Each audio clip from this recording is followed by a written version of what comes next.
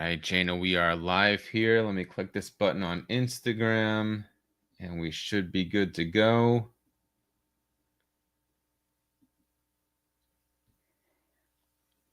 There we go. Jayna, Miss Hey. Swan, how are you, girl? Yes, we're doing great. We're doing great. As we just said, I'm doing better than you are when it comes to the temperature right now. Yes, I'm going to read your bio, but for those that don't know, I'm up here in northeastern Pennsylvania, single-digit weather, really winter, and Jayna's down in the south, sunny Florida. What is it, 70s, 60s? It's like 65 and I'm complaining. So Yeah, put on a long sleeve shirt today. Boo-hoo. I love you. All right. So, Jane, I'm going to read your official bio, but then we'll tell the good folks how we know each other on a more personal level. Jayna Swan is the founder of H.E.R, which stands for Healthy Emotional Regulation, and is your business bestie. She helps high-performing creative women in business master their internal stories and emotions to scale from safety versus scarcity. This is where authenticity and emotional intelligence meet feminine leadership, and everything starts to feel easier. Jayna, thanks for coming on today. So for those that have been checking out all of the Fresh Start Fridays, in the very beginning of the series, we spoke with Mark Ronick. We also spoke with Chris Lewis and Jayna, because we had mentioned it in those episodes. We all met at Podfest Multimedia Expo, and then after we had first met. A couple months later, we all went to Dallas, Texas, and did an inclusive, immersive, creative workshop. And Jayna was one of the people there. So we are all buddies, and I appreciate you being here, my friend. Oh, I love that. It's so amazing when you take those little side quests and see what can come of them, because I don't think any of us thought that what has happened since then would have ever happened. Right. And we're going to get into the story, but I just want to just because it's so funny, because none of us really had a very it wasn't like we were put in some ridiculous situation, or we've known it, at that point in time we hadn't known each other for a long time. It was like you met standing in line for coffee, or you met standing in line for the networking event, or you walked over to someone's table, and then that was the other person that was there. And then it was like, ooh, I like you, I'm gonna be friends with you. Ooh, yeah, I like you. And then we all just attracted each other. And then out of the blue, we're like, hey, let's all share an Airbnb for a week and teach each other what the other ones specialize in, Yeah, it's that moment you notice, you know something I don't, and I think I know something you don't. Let's swap there. Let's help each other out. Right, exactly. So I appreciate you. We have a lot of cool stories to share, but I want to hear about your story. This whole series is all about rebounding, rebuilding, demonstrating resilience. And I know that you're someone that certainly epitomizes that. So I read your bio, but just giving a brief taste, you're someone, you went through many years of medical surgery, right? Medical procedures, at which time you really built this big thing online where you're being very creative with your social media content. And then, you amassed lots of people that loved you, and then lots of people that just had nothing friggin' better to do with their time than to be crappy people, right? And so give us a little bit of the story there, and you'll determine how far back you want to go. So we're going to hear that, and then we'll kind of follow the rest of your journey. Yeah, as you were talking, I was starting to recognize the resilience pattern in my life, and you're right.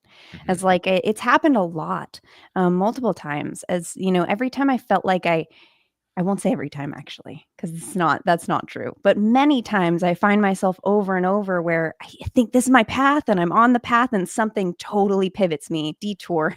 Nope, Jayna, you're going this way. It's like at one point I thought I was going to be a professional dancer, and it was like, nope, Jayna, you got to go this way. And that Mm-hmm. was the surgeries. I was working Mm. in multiple restaurants. I was also in the daytime, I was working in the immigration law attorney office. And Okay. so I had 3 jobs at once, 1 attorney office, 2 restaurants. Then I started to develop these cysts. Mm-hmm. And the cysts it started at 19 years old, and they were reoccurring cysts that grew to the size of a golf ball, which is why there's a golf ball on the shelf behind me. This Oh, okay. Yeah, yeah, yeah.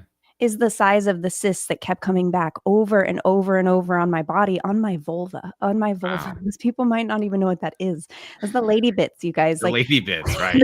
this is not a level of pain. I've met people who have both given birth and had this, and they say this was more painful than giving birth. I Wow. have not given birth, so I wouldn't know. Um, what I do know is that it was excruciating. It was a 10-year cycle of it happening and then getting cut out, and then happening and then getting cut out and happening. And I just kept going back and forth, like, what is happening here? Mm. And I finally did get to the root of the problem. So that stopped happening. And Okay.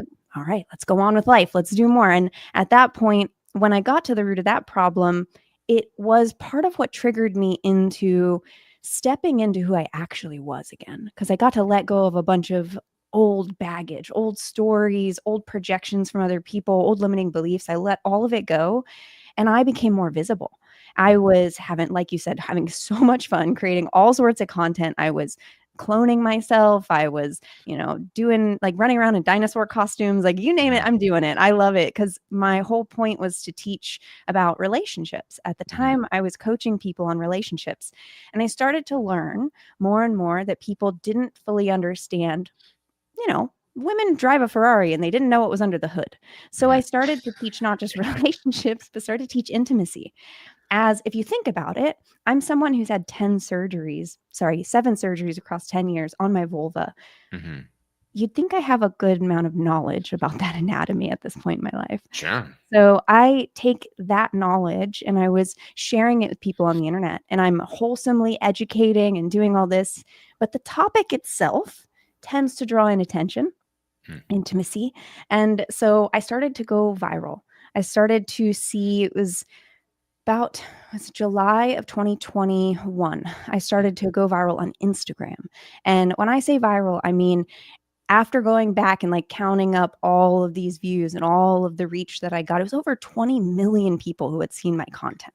20 million people. And that's like TikTok numbers, that's nothing. Instagram numbers in 2021, that was a lot. It was a Mm. lot. Right. And so with that was a lot of people who loved it. Oh, laughing, sharing my content. This is so amazing. You've helped my relationship. It was great. But what I really learned was that virality is fueled by hate and trolls. Mm-hmm. So the only reason I was going viral is because people started to talk about how big my forehead is, or how my belly this, or my legs that, or my hair this. And they started to pick me apart. And Mm-hmm. they started to come into my comments and say very mean things. And I got what I now term is social media PTSD. Mm. I was receiving a bunch of people so P for perversion. I was getting a lot of unsolicited pictures and Mm. other things in my inbox, right? So perversion. All right. Then the T for trolls, the S for slander, and the D for death threats. And yeah, I Mm. did start to get I think at the end of it was about 12 death threats that came in. It's like I really had to take a step back Yeah. and look at it because, like, I'm posting from the place of like, I want people to feel and experience more love in their life.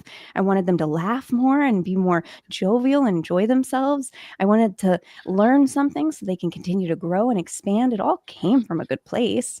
Mm-hmm. Why do people hate me so much? And I Right. really had to sit with that until like I remembered something I had heard over and over, cliche almost in the past. It's people hurt people hurt people. Mm-hmm. And I was like, oh. So I learned that in the comments I used to go and like when they fight with fire, I used to bite back, right? You would like fight back with fire. Well, in that case, everybody gets burned. Mm-hmm. But what I learned was that, okay, well, if I treat this as someone who's hurt, well, how would I treat them? Well, I would give them love. So I started to fight fire with love. And I found that that actually put the fires out instantly. Not only did it put the fire out and have that person stop negatively commenting back, I almost always, about a day or so later, would get a message from them saying, "Hey, I want to apologize for the things that I said to you. I had a really bad day at work, and you were the person that was the first person on my screen. You Hmm. were the person I took it out on." I was like, "Oh, okay." So I did what I could to like work through all of these things, but the pressure just kept getting heavier and Hmm. heavier and heavier. And it became not fun anymore. It became something I questioned everything I was posting. And all of that came to a head until I finally decided to just delete everything. Hmm. And that is where my Fresh Start Friday started, because I had 11,000 very highly engaged followers. I was The OG continuously Fresh growing. Start Like, Fridays, right? yeah. I So, gotcha. so I'm telling you, I remember hitting that. And now, if anyone's tried to do this before, you would know Instagram, it's not just one button to delete. It's like 5 or 6 different, and then Are you emails of like, sure? "Are Are you you sure? sure? Are Are you you sure?" sure? Are you sure? I'm fucking sure. So sorry, my French. But, like, yes, when you make the decision, and they need to make sure that you made that decision. Right, right. Is this really you? Type in the Yes. code. We sent it to your email Yeah, they'll be like, and "Can you scan your ID card in for me? Like, give me your driver's license. I need your social right. security." It's crazy. So that should speak the volumes of like how important our data is to them. But that's a whole nother topic we're not going to get into now. Yeah. Whole nother thing. So it was a nightmare to delete that. And when I deleted that, I deleted 13 years of content. That was over 1,000 posts. I remember it. I remember hitting Mhm. that 1,001 post and being like, "I've posted 1,000 times. This is awesome," because that speaks to consistency as a creator. Yeah, So yeah, yeah. lots of posting, lots of people, and then I just let it all go. And I had to take time to step back. I had to go figure myself out. I had to remind myself, because I know that when we create content, we are leaders. And Mhm. when we are leading, however we show up is what is going to be transferred. And so if I'm showing up in fear, they're going to feel fear. If Mhm. I'm showing up in uncertainty, they're going to feel that. And so I went back to the starting point with myself and really just like dove in on my work, and that's where what I get to do today was born. I mean, Mhm. truly, H.E.R and healthy emotional regulation was born from this experience of deleting it all. Because I sat back and was like, I don't ever want another person with a powerful voice like my own to delete themselves off the internet because they fear other people and their opinions. Mhm. And so it's yeah, it's powerful. Go ahead. I could No, talk no, all no. day. No, no, my question, because I don't think you said it just now. Okay. And if you did, I apologize. I got wrapped up in the emotions of it real quick. How long from the time you were like, I can't take this anymore until you said delete, like Mm. without, all the nonsense that followed after that of them saying, "Hey, you sure? You sure? Sure."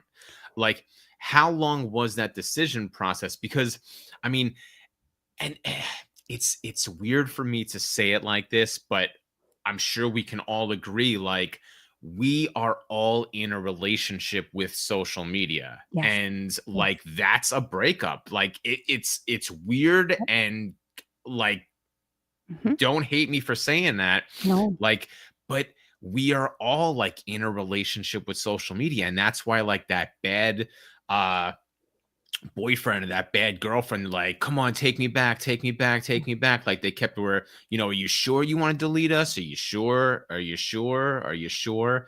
Like, what was that process like? And how long did it take from you to say, I think I should delete this, until you said, "Doop, I'm gone"? Well, I have 2 answers, because one Okay. answer, I need to preface this, Rich. You have to remember I'm a female. We have cycles every month that make me wanna burn my business to the ground. Ah, okay. So, if you're asking about how many times I considered it, like, the moment I started going viral, I'm, like, considering getting off and, like, "Leave me." Okay, so that's answer A. Answer A. Okay. Because, like, I don't want people to think, like, even when you're, like, going up, even when you're getting the visibility you're looking for, even when you're growing an audience, you're doing the things you love, there is still a part of you that's going to want to quit. Right. I need people to hear that because, like, it was all great, and I literally my thumbs didn't stop moving from 6 AM to 6 PM every single day, and I was loving it, but there was still a part of me that was like, "Oof, should you let this go and go back to just, like, being a great friend to all these people? Should you really be taking this attention away from your relationship at home? Ooh, you're not working out as much as you" like, so there was a period. Um, I would say honest it was probably I started go viral in July of 2021. The first 6 months were pretty cool, I loved it. I Hmm. think probably around the Christmas point in the next well, I don't know, it was about 2 years of all of this. I deleted it in July of 2023. So, Hmm. maybe a year of it was like sunshine and rainbows, and then the last year of it was like, "What the am I doing right now? Like, what am I doing with myself?" And then the actual decision, no time at all, instant. It was Oh like the yeah. moment I decided, I was like, "Where do I find the button? How do I do this?" Like, Oh wow. and then, Okay. I will say also, while there was a part of me that wanted to delete it, there was a time when I don't think I was hacked, but I was, like, kicked out of my account, and I Hmm. couldn't get into it, and it was like you're talking about I think that's such a great, metaphor, right, is the fact that our relationship with social media is like a regular intimate relationship because when I couldn't get to it, it was almost like feeling the abandonment of like, "No, don't leave me.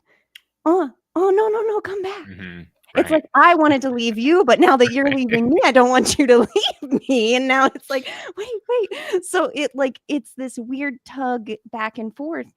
But then the other thing that I think about with the topic of relationships and social media is this year, I did a 3-day, 72-hour fast, Okay. and while I did that, I took 72 hours away from social media, which is very random for me because I tend to be there pretty much every day.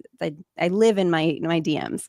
Hmm. So I have this great relationship. Well, what I found was like I was having a really hard time struggling with the social media more than the food. I was like, Hmm. food was easy, but social media was hard and I had to sit with it. I'm like, why is this so difficult for me right now?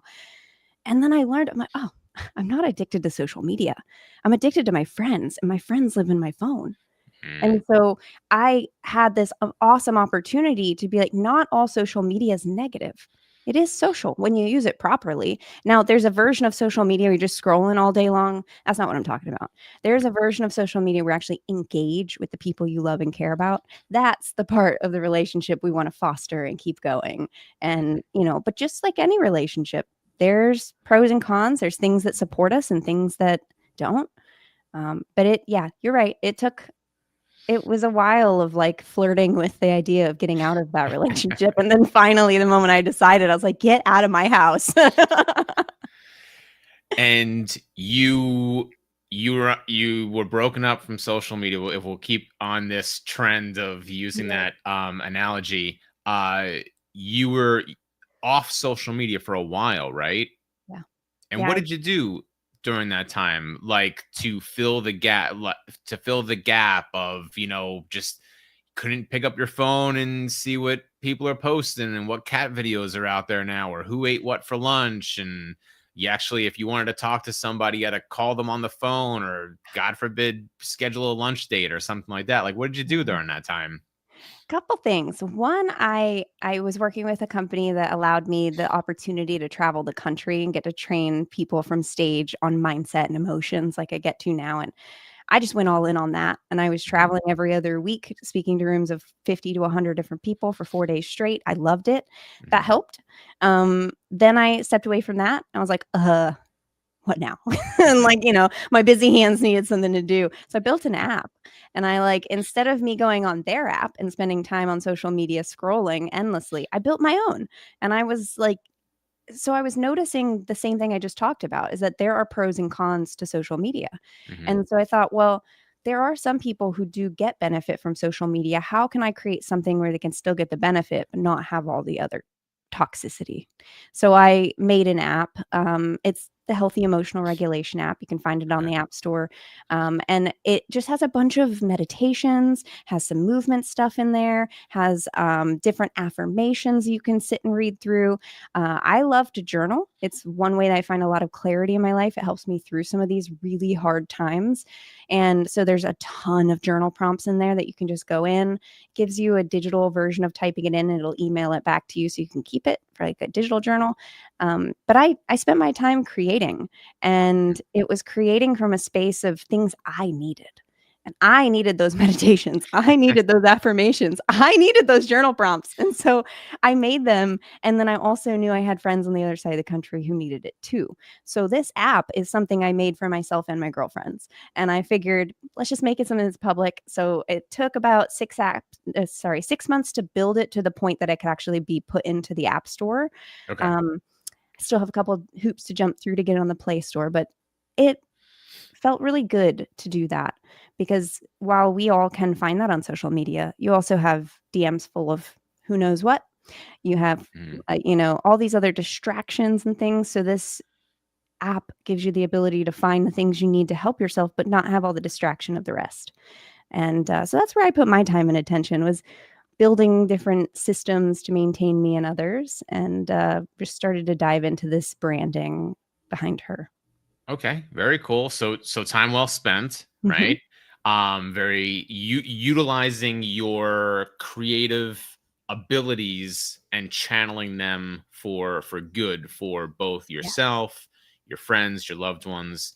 And then are we now transitioning to reemerging back on social media, or is there something else that we need to hit before talking about your decision to come back to I think that's about it, because it was right around, like, I'd finished the app, and it was right around then that I decided to jump back on social media.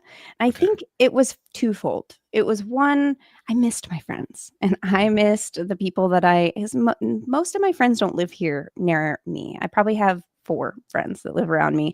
Majority of them are on the other side of the country or even the other side of the world. And social media is the easiest way for me to get to them. So in northeastern Pennsylvania. And northeast, lots of people in Pennsylvania. Yes. Yeah, I should probably move there and probably have a lot more friends. So it's just this awesome opportunity to really just step back in. And I think I was just ready to redefine myself, because who I was on my past platform, even though I'd had it for 13 years and it had ebbed and flowed, it had gone from just food pictures of what I was eating that day to being a health coach, to sharing my fitness journey, to doing the relationship coaching. Then when I got back on social media, I had to really face the fact that my entire brand used to be something completely different. And so some people still knew me as that. And I was completely taking all of that, dismantling it, and redoing to something new. And it was all coming from the space of knowing that I still do often teach relationships. I mean, we're talking about relationships right now. I talk about relationships with people all the time. My girlfriends get so much relationship coaching. It's sickening, and everybody needs help there. But that's not what my expertise is. I actually learned that the relationships that people benefit in around me from my coaching is actually secondary. The primary stuff they're benefiting from is a shift in their mind, a release of emotions, a new internal identity. So when I decided to come back on social media, I was deciding it's time for a new identity. And social media as a creative is my platform for self-expression. So it's my way of establishing what my identity is now. What am I feeling today? How am I, and so when I get too wrapped up in the wrong identity, meaning what is currently being presented does not fit who I actually feel like I am, I'll stop posting, because I feel like, well, everybody wants me to post like this. I really want to post about cleaning the fucking house right now. And it's like, but they're so used to, like, Jayna's going to educate me on all this stuff. And I'm like, I just want you guys to see this cool trick I learned on how to clean my toilet. Like, and so when I'm in this space where I'm actually coming into right now, because I ebb and flow, we all do, right? There's swings in life, the dichotomies of life. And sometimes we go from this space of feeling unsafe and uncertain online. What do I post? Who am I speaking to? Who am I? And that's really hard to be consistent. It's hard to be clear with your messaging. It's hard to do anything. It's hard to have fun. And then you get on the other side of the whole core. It's like the side of safety, the side of fun, curiosity. Like you just create because you want to. In fact, my most viral videos were because I just had a stupid idea and I just set my camera up. I recorded something for 30 seconds, put a super short thing and like hit go. Mm-hmm. And then the ones I spend hours editing every little detail of a cool transition with all the outfits, nothing. It's like flat lines. It's because the Mm-hmm. energy was there. Yeah. Because the expectation was there with the big heavy edit, but the energy was there when I was having fun. Mm-hmm. So the entire way I'm now approaching social media is if it's not fun, I don't do it.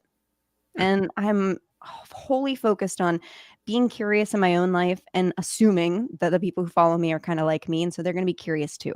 It's like now I'm not a big, here's the product that I'm using that I da da da da. But if I buy something and I'm like geeking out over it, I want to be able to tell about it and not have someone think I'm pushing a product.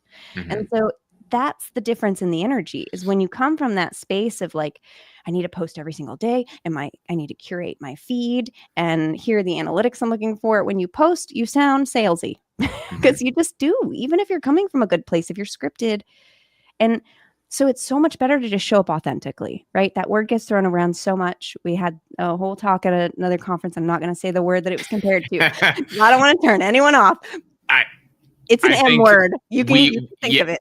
we referenced that, I believe, during Mark's conversation, and actually there was another reference. I think we referenced it during the podcast morning chat as well. So that It's sticking word around. and his reference of it in front of everybody got a lot of mentions, secondary and everything else from everything else we were doing. So You know, it's because he was being authentic in that moment, right? right. Like he didn't script it. He literally just said the thing that he was thinking and feeling on his heart, and we all just loved it. That's what I'm saying. It's like I am now approaching social media like I was before I went viral, Mm-hmm. which was this is fun. My friends are gonna think this is funny, and like just them post. And I find that sometimes we get so in our head about like, it has to be for my ideal client, and here are their pain points, and I need to have these details, and it's got to have a call to action, and it needs to have a good hook. And if it's not the Mm-hmm. first 3 sets, we can overthink it so fast. Yeah. So this fresh start for me with this new account, which if you go on Instagram and find me, please do, because I have the most fun on that platform. I have like 300 followers, maybe 400, something like that. And I don't even care. I don't Mm-hmm. look at it. I don't think about it. I just go, my friends are here. That's all I Mm-hmm. think. This is where my friends are. And I find that like when I come off that way, then people open their phone and go, oh, it's Jayna. And they Mm-hmm. naturally have a smile on their face versus it's Jayna.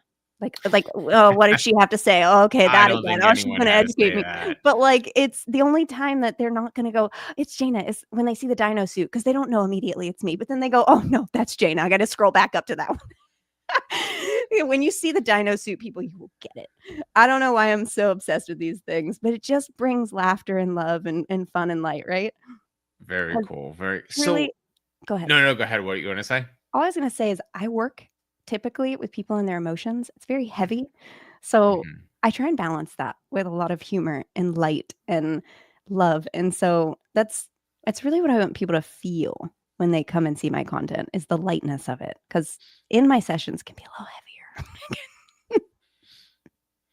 And um, I know in your message you're talking about safety because you've mentioned the word safety multiple times in this conversation, and I appreciate that. And you also said, I'll read it directly from this time coming from a different space of safety versus scarcity. Tell me a little bit about that because I do have a follow-up question, but because I used it in the wording before, someone might be thinking about it.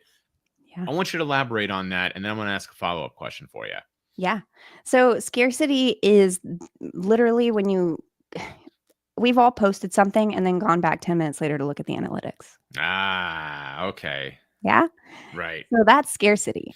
That Gotcha. who's watching? Did they see it? Did they like it? Who's watching that story? You go back and you read, oh, did they like the story? Did they that's scarcity.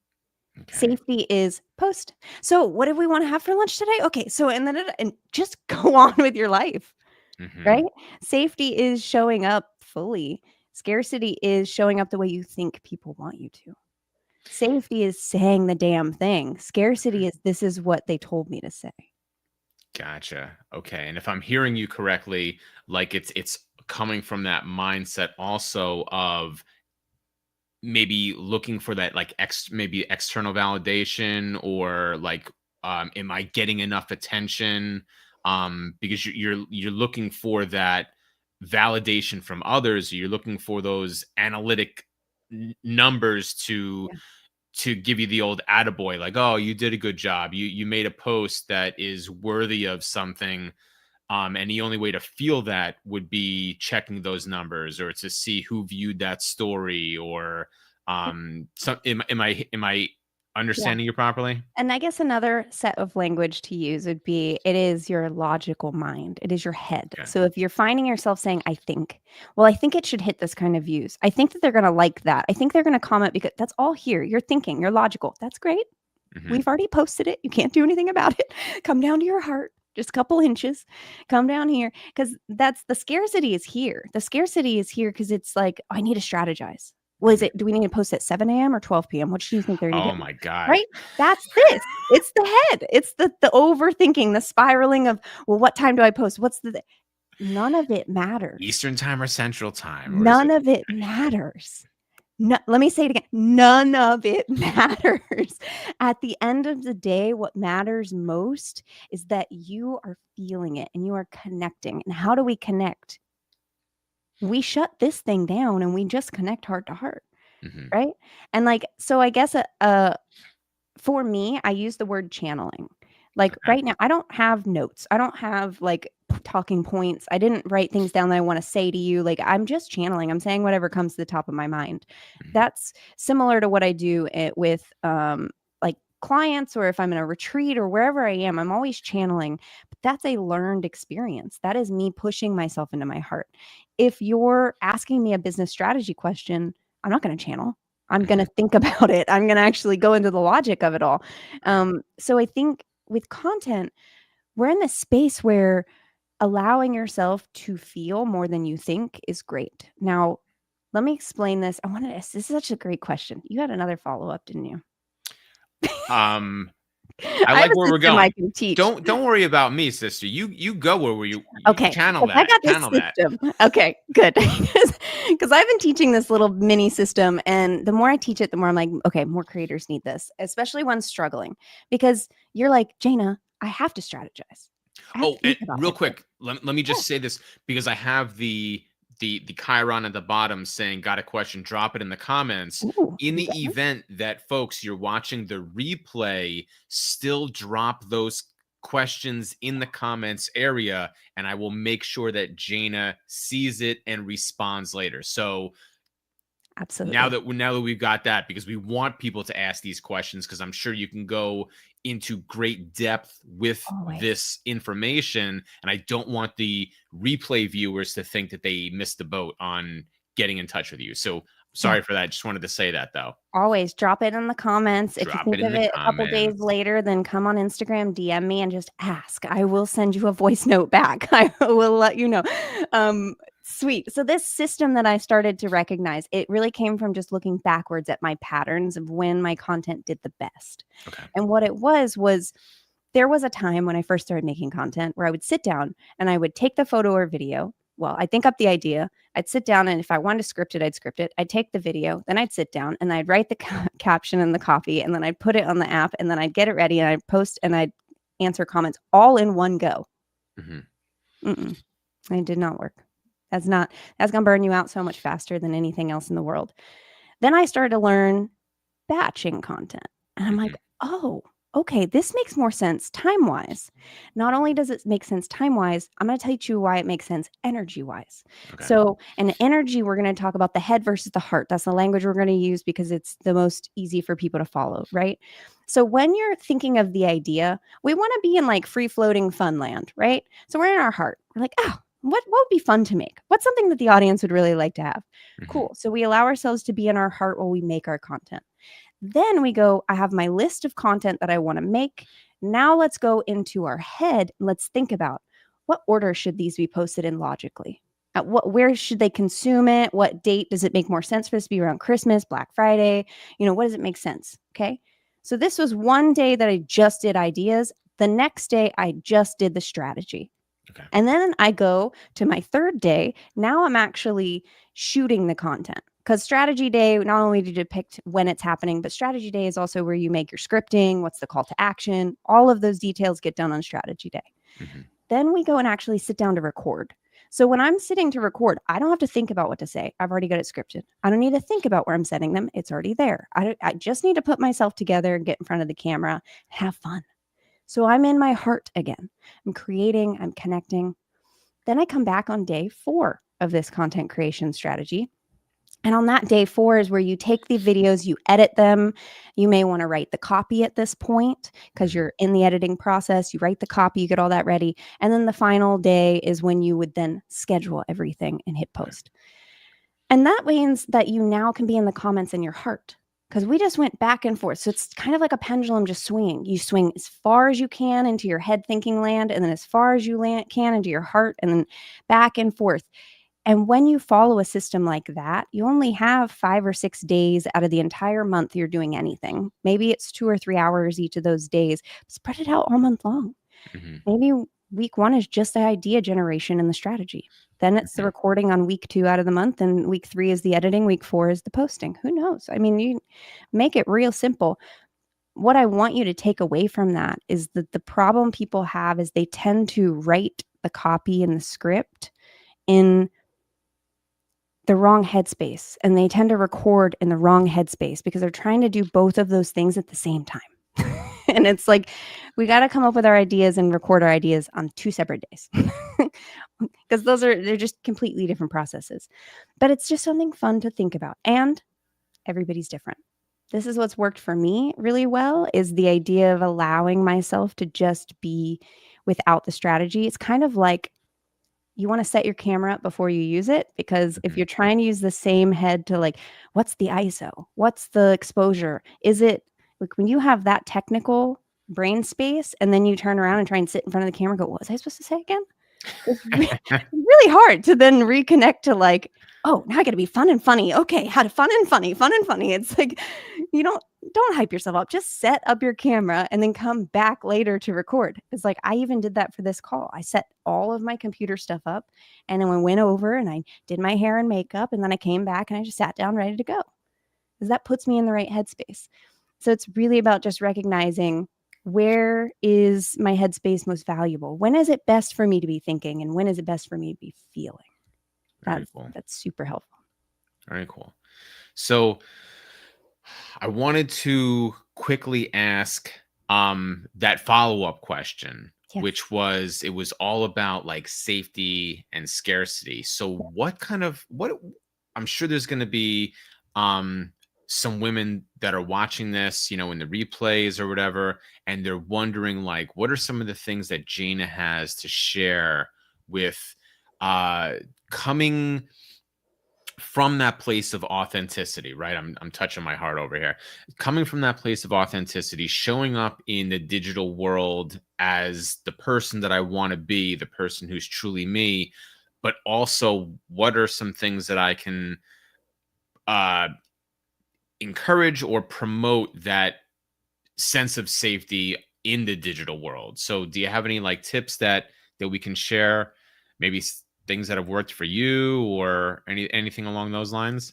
Yeah. So you're asking, how can you continue to show up and feel safe while posting content? Yes. That's what I was looking for. Yeah. Yeah. Okay, cool. Said it a lot better than I was going for the roundabout way, but yeah, exactly. Yeah, just a detour, right?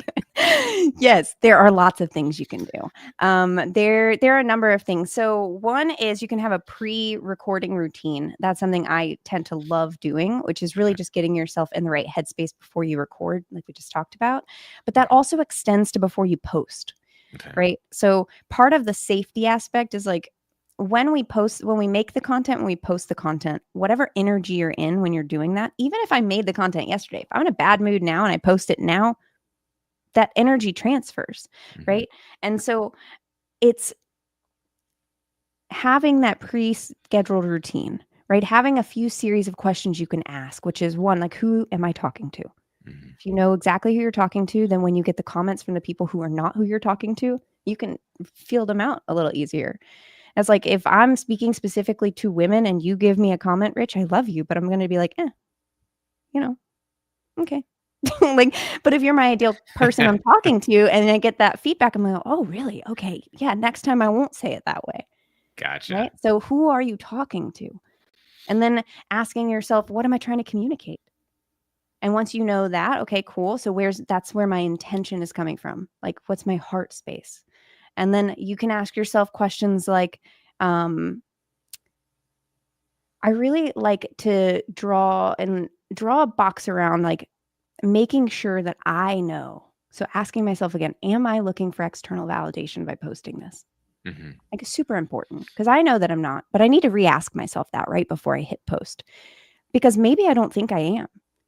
And then right before I hit post, I look at it through the eyes of an audience member and I go, mm, that is actually looking for external validation. I'm not going to post that. Mm. Right. So that helps me. And like going through these series of things, and I'll have to provide so you can stick it in the link for the show or send it to people, but actually have a checklist. If I could remember the URL, and I cannot off the top of my head, but I gave this out at the event that you were just at, the Empowered Podcasting Conference. And it's a really great little online digital checklist that you can go through before you post your content and then after you post your content to just kind of give yourself that little high five of like, I did it. Because safety starts from the inside. Mhm. Part of what creates that lack of safety is our old stories, right? So it's that third grader version of us who did their first ever stand up in front of the room and read my poem and Bobby's going to love it. And you read it and then Bobby. and then they just laugh at you, laugh at you, laugh at you, and laugh at you. And you're like, I'm never going to write poetry again in my life. You know what? No, I'm never going to speak in front of a mic ever again in my life.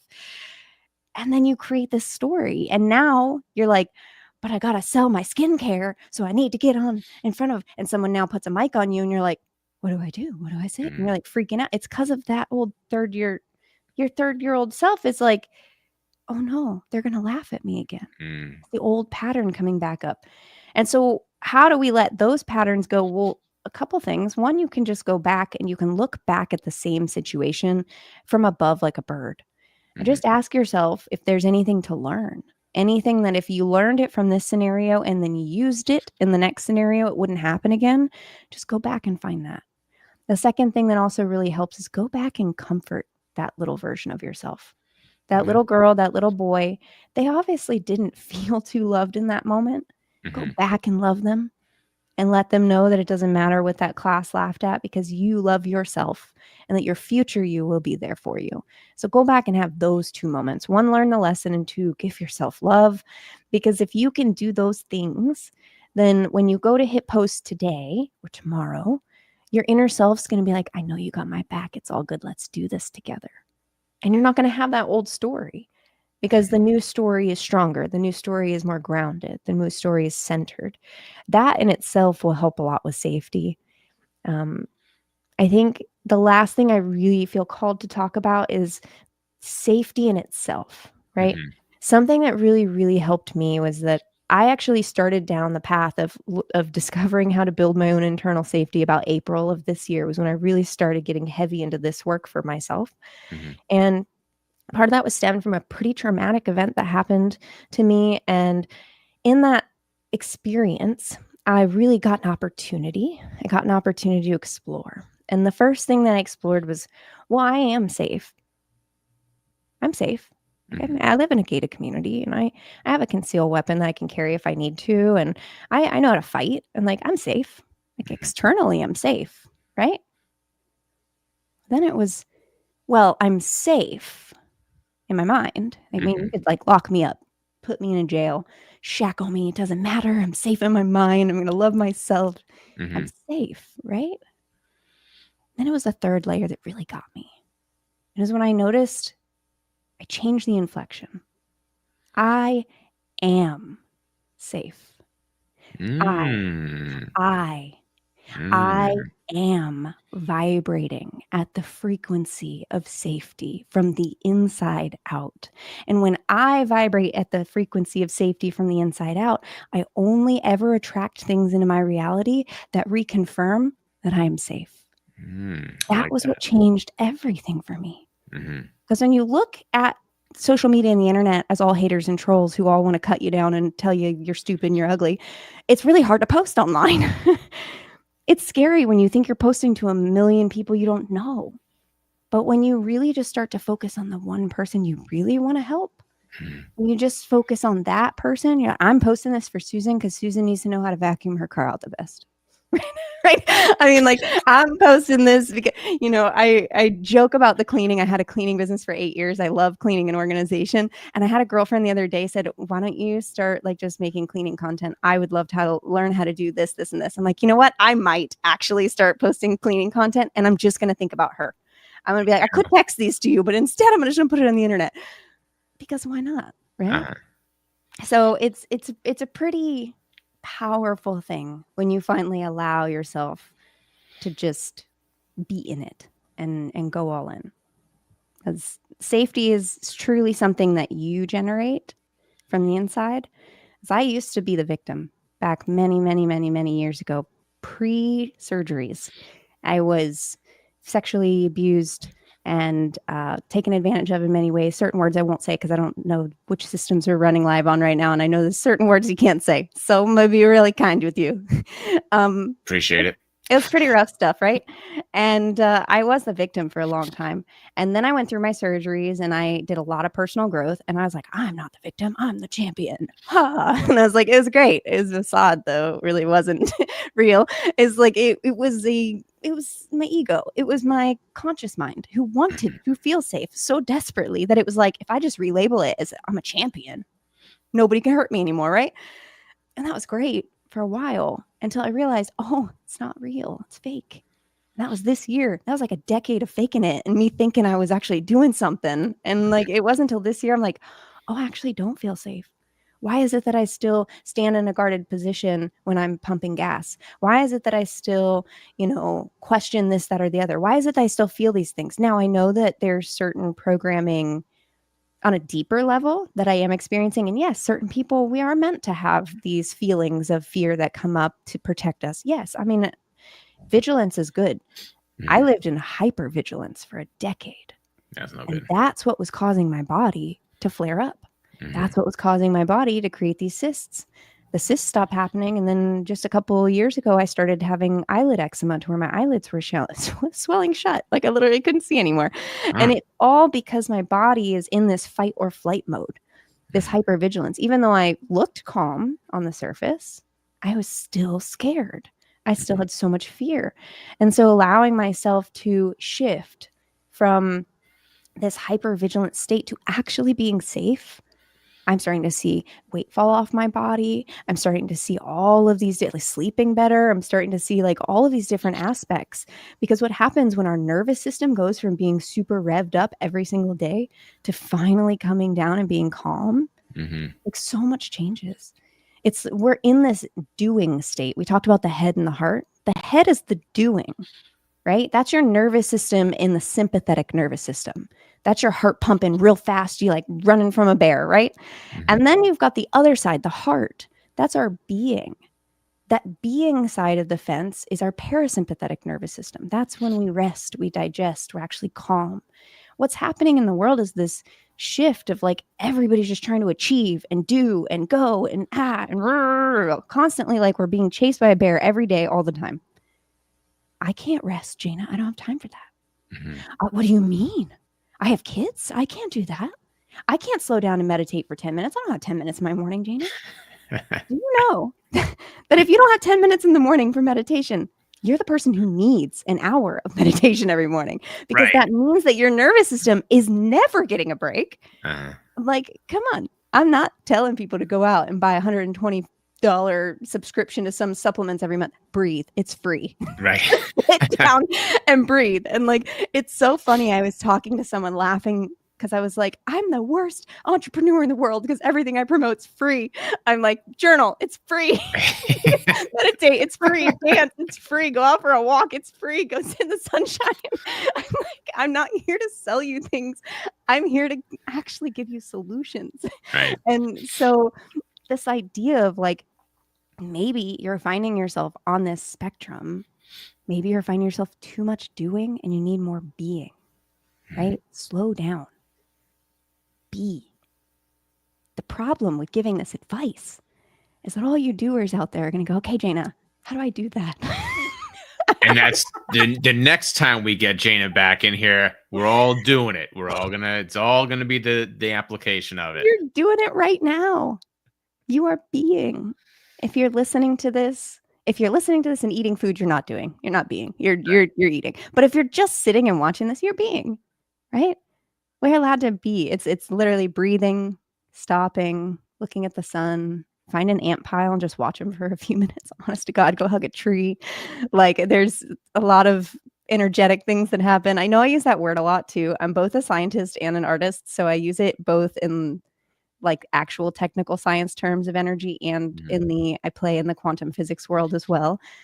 But it's undeniable. There is science out there to all of it. Like we are little flowers and we just need water and sunshine and, our roots in the ground every now and again. And so it's really something to it. Our bodies are telling us every single day what we need. And mine for 10 years was screaming at the top of its lungs for me to slow down. I was working 3 jobs. I was working in an attorney's office during the day, 2 different restaurants. I mean, it was nonstop. And my body just wanted a break. And not like a break, like, oh, I'm just tired, let me sit down. But like, no, like it wanted to exhale, finally feel safe for once. And like, that's what I actually love getting to help people do, is like really just understanding, what does safety feel like in your body? What does that feel like? Because I know that the talk of doing and being and head and heart is very like out there. So here's a concrete example that is a little easier for people to get. So we know when we have a heart attack, you need like a defibrillator to actually like get you back, right? Because we're electrical beings. We have magnetism is actually what keeps us alive. So think of electromagnetism. That's the combination of electricity and magnetism, right? We need both in balance for it to be successful, for it to work. So our bodies literally need this to survive. And if we take just the electricity is active, right? It's the doing energy. It's the head, the thinking, right? It's the active part of things. Then we have the magnetism. That's attracting, right? That's the passive side of things. That's your being energy. And so when you have these 2 energies, your doing and your being, your active and your passive, your electric and your magnetic, you get to this space where if I was to ask you, Rich, to start describing your life, I could pretty much determine what side of this you're going to end up being on, right? You're either going to be too much doing and you get like a cell phone when it has too much electricity, it gets hot and it burns out, right? Or you're on the other end, too much being, so too much of just nothingness, not enough doing, we get depressed. We get shut down. We totally shut down in our emotions and our mind and everything. It's like, I don't want to do anything. So when we have this disbalance, I almost could ask you like straight up, are you burnt out? Are you shut down? Like, what are you dealing with? Because if you're shut down, you need to do more. If being heavy, we need to do more. Check a couple things off the list. You'll feel good. It'll give your brain the boost it needs. But if you're burnt out, you need to just sit in silence and sit in peace. You need to be doing less and just being more and give your heart the rest it needs. Give your heart the love it needs, right? So this is the balance in life. This is the balance that caused my pain. This is the balance that was off in content. This is the balance that's off in our businesses, in our relationships and lives. Honestly, if you can master your own balance of being and doing in life, and because we are all different, right? Not everybody's 50-50. Some people actually my partner thrives in the doing. He just needs a little smidgen of being, right? Too much being and he's like bored. And he's like, give me another business to build, right? And that's great. And that's awesome. I need a lot more being. And I used to feel really guilty. I used to allow myself to slip into that feeling of like, but I'm not like him. I'm not producing as much as he is. I'm not making as much money as he is. I'm not this and that, because I need so much more. rest and recovery. But then we flip the scales and he turns around. He's like, yeah, but I'm not like you. I can't create like that. I can because I give myself the space to think. I give myself the space to be creative. So it's like I enjoy the space and then I enjoy the creativity. He enjoys having the checklist and the restriction in that sense and like the ambition and the goal and drive. And so it's just finding what works for you. And it's not gender specific. It's very much a flowable thing across the board. You can be a woman who enjoys the doing, but I'm going to tell you, you're also going to enjoy the being. And so ideally, I'd love to see people find more of a balance in between. Because to me, in my opinion, a regulated leader is what we're looking for in our future, right? Regulated leadership is what's going to transcend to the communities around us, and that's going to regulate our communities. And the only way to get to that is when we have more balance between the being and the doing. So encouraging you all to find your balance between the being and the doing.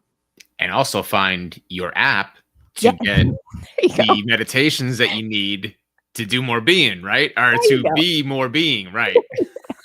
You are good at roundabouts. For sure. I mean, absolutely. And the app's just like it's a little pocket partner. It's just someone to be there for you whenever I can't be or something else, because, you know, I'm taking a step back myself. I'm being in the being more and less at the doing, which is allowing me to really stop taking on clients one-on-one as much. And really all I'm doing is 1 or 2 retreats a year. And it's just going to be a couple opportunities for me to pour into small, intimate groups of 4 to 8 women. I don't even know if I'll do 8. It might just be 4 to 6 women. I just pour into for 4 or 5 days.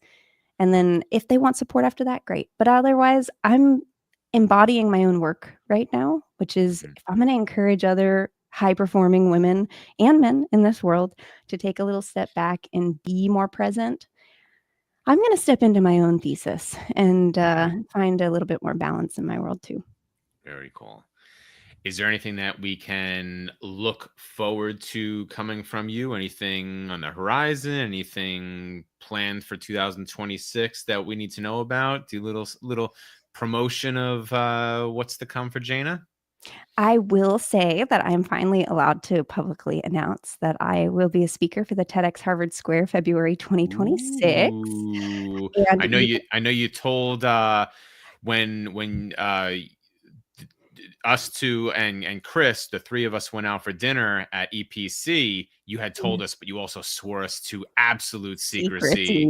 So I'm glad that I didn't spill the beans. I appreciate the heads up. Like the last line in the bio, and I'm like, what, dude? So you'll be a TEDx speaker at Harvard. Yes. When is that? That's February 21st, and it's 2026, and it's just off of the campus in, I can't recall. The building's so new, I don't know the name of it. Building. But it's a brand new, beautiful building that they just put together right there on campus, and I'm super excited about it. I'll be give you a little tidbit. You got a little insight on it today because we talked a lot about it today, but I just danced around the idea versus being super direct, which is what you'll get in the TEDx. So it's the foundational ideas behind everything that I do. And I really, truly believe that more people need to know about regulated leadership. So that's the topic I'm going to dive into, because high performers have a lot of pain that they deal with. And so the pain epidemic for high performers is a tough one. So that's what we're gonna talk about, my ideas behind how we can solve that problem. Very cool. Well, I'm assuming because I know TED Talks are always on like the YouTube channel, but in TEDx Talks also, right? Is it specific to the location? Like, can we find that? Obviously, we want to encourage people to go and hear it in person, but for those folks maybe who can't get up to Harvard for that weekend, can we hear this lecture at a later point in some recorded sense? I hope so. Okay. The reason is because the talk gets submit to the TED organization, who then reviews it to ensure the accuracy of all the science and anything that was said in the talk. So it has to be like triple checked by like proof people. If in fact everything is squeaky clean, gets by the books, they're okay with it, then it gets approved and it can go on the internet. So yes, Oh, okay. eventually it'll take 6 months, 8 months sometimes to be able Holy to have that smokes. process. And but beyond that, they are talking about the potential of live streaming the event. So Ooh, you may, okay. and I may be able to update you with a link for that. There's no guarantee on that. I'm keeping every finger and toe I have crossed because I would love for you guys to get to hear not just me. There are phenomenal talks going to be at this. Like talks on resilience that I just got a tidbit of and I was like, "Oh my god, I cannot wait." Yeah. Talks on the new forming research behind trust and between humans and robots, like all the things. It's just some AI talks. We've got talks Mhm. on interplanetary talks. I am so geeked out over the other speakers that are going to be there Mhm. because I'll say I've never seen a TEDx run like this before. This organization has been doing above and beyond. Most TEDx's bring speakers in from the local area to speak to the local community, Mhm. right? That's their ethos. That's like their go-to thing. Well, this one did it a little different. In fact, instead of bringing speakers in from the local area to speak, their whole point was to just bring the best ideas in Hmm. to their local community. So instead, they're flying 4 people in internationally. There's a bunch of other of us coming from all across the country, so this time it's for the community, but it's of other communities. And I'm just so excited to know. Right, because you're in Florida. Yeah, I'm in Florida Right. and there's people For coming those that don't from know, right. For yeah, if there's in people case you coming missed. from like France. There's Oh, people wow. coming from like other like just I can't even. I thought I was coming the furthest and I thought I was going to be the one person they're flying in. I was like, "No, they're bringing people in from Germany and France." And like Oh, I'm like, wow. "This is great."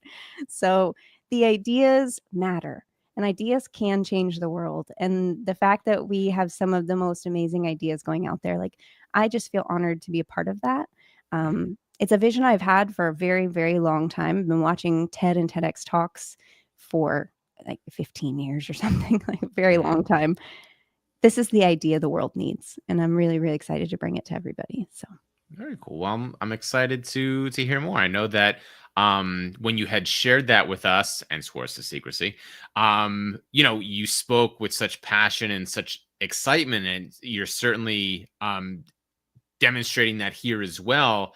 And for those folks that have never seen Jayna on stage, I mean, you're just getting a glimpse of it here through this virtual sense.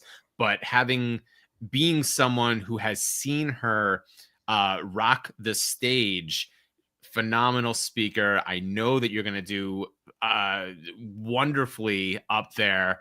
And I'm super excited to hear everything at the end of, because it's in mid-February, you said? It's yeah, in. it's like the 21st, so it's towards the Okay, end. so within a couple of days after that, I expect a text message or something. Shoot me over some photos like, "Hey, here's me up on stage." Ba ba ba. Mm. You better believe any camera I can get in the room, I will get in the room. Atta girl. There you go. Who knows? They might be very strict with me, so Yeah. we'll do our best. But, at the end of the day, as long as the idea gets out there, I will be very happy because it's something I'm really obviously passionate about. Mhm. And yeah, so thank you Very for cool. letting me come and share those ideas, share my story. I hope this really inspires someone to A, don't hit the 14 delete buttons. Keep your account, you guys. It's not worth all those delete buttons. But no, truly, I really hope this inspires just one person who was thinking Mhm. about considering quitting to not. To really just keep posting because it's not about all the people who pipe up and are loud in the negative way. It's about the quiet ones you never hear from, Mhm. that you're actually saving their lives or you're the one friend they know they can open their phone and find. Mhm. Like, be that friend. Don't worry about the rest of them. It's the negative stuff that's a lot louder than the rest, and you just gotta learn to tune it out. Very cool. Well, my friend, I appreciate you for coming here, for sharing with us, for any kind of conversations. I know it's I remember when I landed at EPC this year and I walked into the hallway or into the lobby and because my flight got delayed and blah blah blah, and you and Chris were there and I hadn't seen you in a while. Just like just giving her a big Yeah. hug, and it was It was such a good time. Thank you so much for attending that. The welcoming hug. You were the first hug that I got in Charlotte. And just for being you. So thank you so much. Yeah, same, Rich. I'm so glad that the universe brought us together, right? All those little things got in line for us to end up in that same house that ended up bringing us all Right? these years later. Yeah. And like we said before, and folks, like, it's the wonderful thing about finding those people that you truly connect with, whether it's online or at a Yeah. conference, because you never know. Because I don't even remember how we met, but No. we did, and I'm so glad. I'm so grateful that we did. So thank you. Yeah. Same. So, folks, connect with Jayna. Okay, you're watching this right now. You're either watching it on LinkedIn or YouTube or Instagram. We're going to throw the replay up on Facebook. We got connection links for Jayna, her website. Connect with her on socials. Make sure to follow her. And like we mentioned before, if you have any questions, you're watching this later on, drop it in the comments, and I'll make sure that she sees it, and we'll get those questions answered. But hey, follow her and get the information directly from her as well. Jayna, thank you so much for hanging out with me. Fresh Start Fridays. I hopefully the 60-degree weather down there is, yeah, hopefully you can, like, I'll have to put the it's heat good for warmers. you. Yeah, the warming seats on. Think It'll about me while I'm up here freezing my tushy off. All right, Jayna, I appreciate it. I'll talk to you soon. All right. All right, Sounds love you. good. Talk to you Love you later. too. Bye.